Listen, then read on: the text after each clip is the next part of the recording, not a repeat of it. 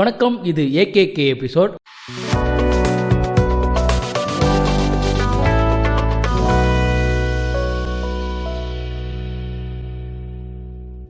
ஒரு வருஷம் கழிச்சு இந்த ஏகேகே எபிசோட வந்துட்டு நம்ம போடுறோம். ஸோ நிறைய பேருக்கு ஏகேகே எபிசோட்னா என்ன அப்படின்னே மறந்துருக்கும். என்னடா அது ஆர்வக்கோளாறு கேள்விகள் அப்படின்னு போட்டிருக்காங்க அப்படின்னு உங்களுக்கு தோணலாம். ஸோ இந்த எபிசோட எதற்காக ஆரம்பிச்சோம் அப்படின்னா, ஒவ்வொரு வீடியோவுக்கு கீழையும் ஆர்வக்கோளாறுத்தனமாகவும் கேள்விகள் கேட்பாங்க, அறிவுபூர்வமான கேள்விகளும் கேட்பாங்க. இந்த ரெண்டு கேள்விகளையும் நாம வந்துட்டு நம்மளுடைய வீடியோக்குள்ள அதற்கு பதில் சொல்லணும் அப்படிங்கிறதுக்காகத்தான் ஏகேகே அப்படிங்கிற இந்த எபிசோடுக்கு ஆர்வக்கோளாறு கேள்விகள் அப்படின்னு பேர் வச்சோம். சரி, இன்னைக்கு நம்ம இந்த ஒரு வருஷம் கழிச்சு பார்க்குற இந்த வீடியோல எதை பத்தி பார்க்க போறோம் அப்படின்னா, லாஸ்டா போட்ட வீடியோ நிறைய கேள்விகளை வந்து நிறைய பேர் கேட்டிருந்தாங்க. ஒரே கேள்வியை திரும்ப திரும்ப ரிப்பீட்டடா வந்துட்டு வெவ்வேறு நபர்கள் கேட்டிருந்தாங்க. அப்படி ரிப்பீட்டடா கேட்ட கேள்விகள், நிறைய பேரால கேட்கப்பட்ட வெவ்வேறு விதமான கேள்விகள் என்ன, அந்த கேள்விகளுக்கான விடை என்ன அப்படிங்கறத பார்க்க போறோம். அங்க வீடியோக்குள்ள போகலாம்.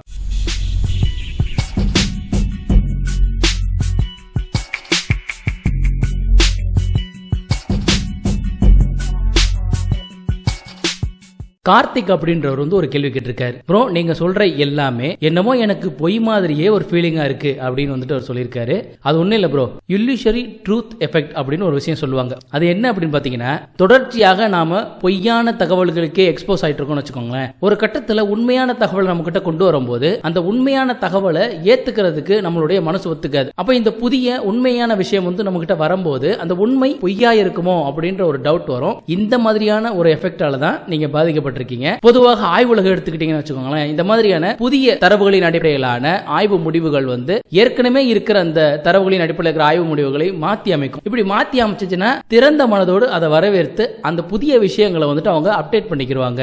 அந்த புதிய தரவுகளின் அடிப்படையிலான விஷயங்களை பார்க்கறதுனால நம்ம துல்லியத்தை நோக்கி நம்ம நகர்ந்து போக முடியும். தமிழ் வாழ்க அப்படின்ற ஒருத்தர் வந்து தமிழ் வேறு திராவிடம் வேறு அப்படின்ற ஒரு விஷயத்தை போட்டிருக்காரு. ஸோ இந்த வீடியோ பார்த்த போது அவருக்கு புரியல அப்படின்னு நினைக்கிறேன். ஏன்னா வீடியோவிலேயே தமிழ் அப்படின்ற இந்த சொல் தான் திராவிடம் அப்படின்ற சொல்லாக திரிவடைஞ்சிருக்கு அப்படின்னு சொல்லியிருப்பேன். ஸோ அதை அவருக்கால புரிஞ்சுக்க முடியலன்னு நினைக்கிறேன். இதை தெளிவா இன்னும் சொல்றேன்னு, தமிழ் அப்படின்ற சொல்ல வந்துட்டு என்டோனிம் அப்படின்னு சொல்லுவாங்க. அதாவது என்னுடைய நாட்டிற்கான அல்லது என்னுடைய மொழிக்கான பெயரை நானே வைக்கிறத வந்து என்டோனிம் அப்படின்னு சொல்லுவாங்க.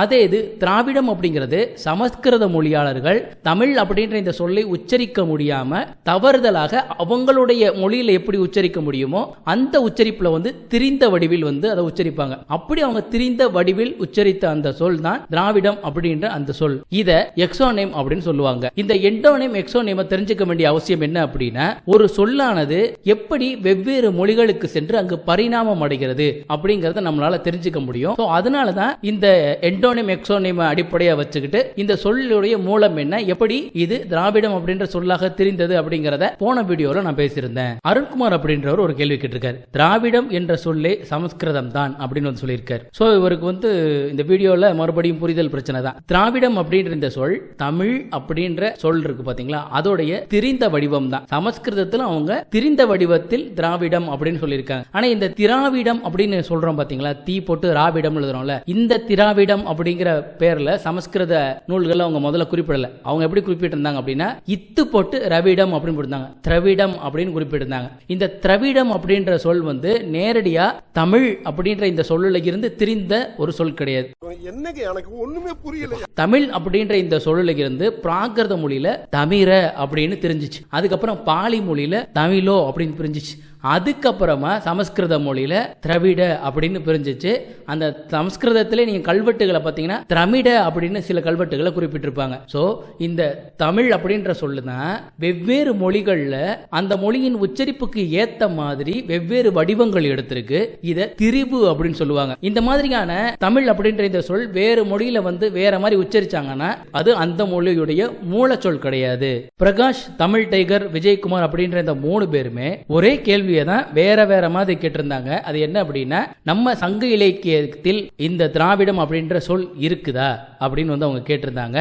அப்படி இருந்துச்சுன்னா சொல்லுங்க, நாங்க ஏத்துக்கிறோம் அப்படின்னு அவங்க சொல்லியிருந்தாங்க. நீங்க இந்த வீடியோவை புரிஞ்சுக்காம தான் இந்த கேள்வியை கேட்கறீங்க அப்படிங்கிறது தெளிவாவே தெரியுது. ஏன் அப்படின்னா, தமிழர்களை வேறு நாட்டினர் எவ்வாறு குறிப்பிட்டார்கள் அப்படிங்கறத தான் நான் வீடியோல சொல்லியிருப்பேன். தமிழர்கள் தமிழர்களையே அப்படி குறிப்பிட்டாங்களா அப்படின்னு நான் சொல்லல. தமிழர்கள் தங்களை தமிழர்கள் என்று தான் சங்க இலக்கியங்களில் பதிவு பண்ணியிருக்காங்க.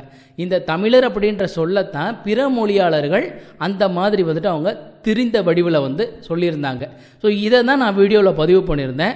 சங்க இலக்கியத்தில் எழுதுனது தமிழர்கள் தானே எழுதினாங்க, அதனால் அவங்க தமிழ் அப்படின்ற சொல்லத்தான் சங்க இலக்கியத்தில் எழுதியிருந்தாங்க. தமிழர் அல்லாத வடவர்களும் சங்க இலக்கியங்களை பிற்பகுதியில் பக்தி இலக்கிய காலங்களில் வந்து எழுதினாங்க. அந்நேரம் சமஸ்கிருத சொற்களையெல்லாம் அவங்க வந்து சேர்த்துருப்பாங்க.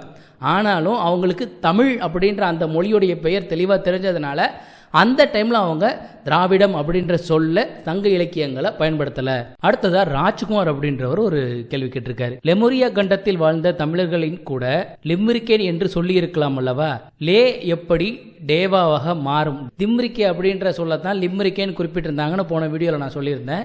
ஸோ அது எப்படி வந்து மாறி இருக்கும், அதனால அது லெமூரியாவாக இருக்கலாம் அப்படின்னு அவர் கேட்குறாரு. இந்த கேள்விக்கான பதில பார்க்கலாம். பெரிப்புலஸ் ஆஃப் எரித்ரியன்சி அப்படின்ற இந்த நூல் வந்து கிபி 1ஆம் நூற்றாண்டில் வந்து எழுதப்பட்டது. லெமூரியா அப்படின்ற இந்த சொல்ல முதல்ல 1864 வருஷம் பிலிப் எல் ஸ்கிளாட்டர் அப்படின்றவர் தான் காயின் பண்றாரு. ஸோ அதற்கு முன்பாக லெமூரியா அப்படின்ற ஒரு சொல்லாடலையே யாருமே பயன்படுத்தல. ஸோ லிம்ரிக்கே அப்படின்றது வந்து அவருடைய குறிப்புகளை பிரதி எடுத்தவங்க அவர் டி அப்படின்னு குறிப்பிட்டிருந்ததை எல் அப்படின்னு தவறுதலா புரிஞ்சுக்கிட்டதுனால இந்த குழப்பம் ஏற்பட்டுச்சு. ஸோ இதை சரி செய்யறதுக்காக தான் பியூட்டிங்கர் டேப்லெட்டோட இதை ஒப்பிடும்போது டிம்ரிக்கே அப்படின்ற சொல்ல தான் லிம்ரிக்கேன்னு அதில் எழுதியிருக்கிறதாக அவங்க புரிஞ்சுக்கிட்டாங்க.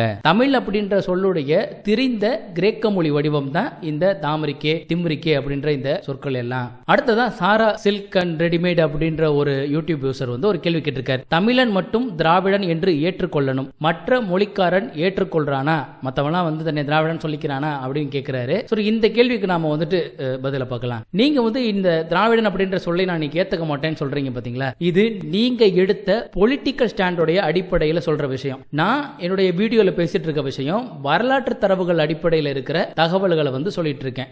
அசோக மன்னனுடைய கல்வெட்டு எடுத்துக்கிட்டீங்கன்னா அசோக மன்னன் தமிழ் மன்னர்களான சேர சோழ பாண்டியர்களை வந்து குறிப்பிட்டிருக்கான். சேர மன்னனை வந்துட்டு கேரள புத்தோ அப்படின்னு குறிப்பிட்டிருக்கான். பாண்டிய மன்னனை வந்துட்டு பாம்னி அப்படின்னு குறிப்பிட்டிருக்கான். சோழ மன்னனை வந்து சோடா அப்படின்னு குறிப்பிட்டிருக்கான். அசோகனுடைய கல்வெட்டுல இருக்கிற இந்த சொற்கள்ல தமிழ் மன்னர்கள் தங்களை அவங்க குறிப்பிட்டு கொள்ளல. அதனால அசோகனுடைய கல்வெட்டுல இருக்கிற இந்த பெயர்கள் எல்லாம் மூவேந்தர்களை குறிப்பிடல, அது வேற எவனோ ஒரு 3 பேரை வந்து அது குறிப்பிட்டிருக்கு அப்படின்னு சொன்னா எப்படி வந்துட்டு ஒரு அறிவின்மையா இருக்குமோ அதே போலதான் திராவிடர்கள் அப்படின்றது வரலாற்று காலத்துல தமிழர்களை குறிப்பிடுவதற்காக அந்த காலத்துல சமஸ்கிருத மொழியாளர்கள் பயன்படுத்திய சொல்லுது. அதை இன்னைக்கு நான் ஏத்துக்க மாட்டேன் அப்படிங்கறது வந்து உங்களுடைய தனிப்பட்ட ஸ்டாண்டு தான். ஆனா வரலாற்றுல குறிப்பிட்டாங்க அப்படிங்கறத வந்து உங்களால மாற்றவே முடியாது இல்லையா? வரலாற்றுல நம்ம பத்தி மற்ற மொழியாளர்கள் எப்படி குறிப்பிட்டாங்க அப்படின்னு தெரிஞ்சுக்கிட்டாதான் வெவ்வேறு இடங்கள்ல இருக்க நம்மை பத்திய வரலாற்று குறிப்புகளை நம்மளால தெரிஞ்சுக்க முடியும். அதுக்காக தான் இந்த டேம் வந்துட்டு தமிழர்களை தான் குறிப்பிடுது அப்படிங்கிறதுக்கு அந்த வீடியோவை நான் போட்டிருந்தேன். அடுத்தது அறிவழகன் அப்படின்றவரும் இதே மாதிரியான ஒரு கேள்வி கேட்டிருக்காரு. அவர் என்ன கேட்டிருக்காருன்னா, என் பெயர் தமிழ், ஆனால் மற்றவர்கள் வாயில் என் பெயர் நுழையாததால் என்னை திராவிடா என கூப்பிட்டான். அதற்காக என் பெயரை திராவிடன் என மாற்ற முடியாது அப்படின்னு சொல்லியிருக்காரு. நானே என்னுடைய வீடியோல உங்க பேரை வந்து நீங்க திராவிடன் மாத்திக்கோங்கன்னு சொல்லல, ஆனா திராவிடன் அப்படின்ற இந்த சொல் வந்து தமிழர்களை குறிப்பிடுதுன்னு சொன்னேன். உங்களுக்கு புரியாம சொல்லணும். அறிவழகன் அப்படின்ற இந்த பெயரை வந்து நான் இப்போ வந்து அறிவழகன் அப்படின்னு சொல்லியிருக்க மாட்டேன், அறிவழகன் தான் சொல்லியிருப்பேன். அதே போல வேறு ஒரு பிறமொழியாளர் யாராவது ஒருத்தவங்க கிட்ட நீங்க உங்க பேரை சொல்லும்போது அவங்களுக்கு அறிவுங்கிறதே வந்திருக்காது. அவங்க எப்படி சொல்லியிருப்பாங்கன்னா அறிவழகன் அப்படின்னு சொல்லியிருப்பாங்க, அறவழகன் அப்படின்னு சொல்லியிருப்பாங்க. இப்படி ஏதாவது ஒரு விதமாக அவங்களுடைய மொழி வடிவத்திலோ இல்லை அவங்களுடைய பேச்சு வழக்கில் அவங்க எப்படி பேசுவாங்களோ அதுக்கு ஏற்ற மாதிரி உங்களுடைய பெயரை வந்து அவங்க குறிப்பிட்டிருப்பாங்க. உங்கள் பெயரை அவங்க திரிந்த வடிவத்தில் குறிப்பிட்டாங்க அப்படின்னா அந்த பேர் என்னோடது இல்லை, அது நான் இல்லைன்னு சொல்லுவீங்களா? அந்த மாதிரி தான் நீங்கள் சொல்கிறது எல்லாமே இருக்குது. அடுத்ததா ஆராதனை டெய்லர் அப்படின்றவர் ஒரு கேள்வி கேட்டிருக்காரு. திராவிட மொழி எது, திராவிட நாடு எது அப்படின்னு கேட்டிருக்காரு.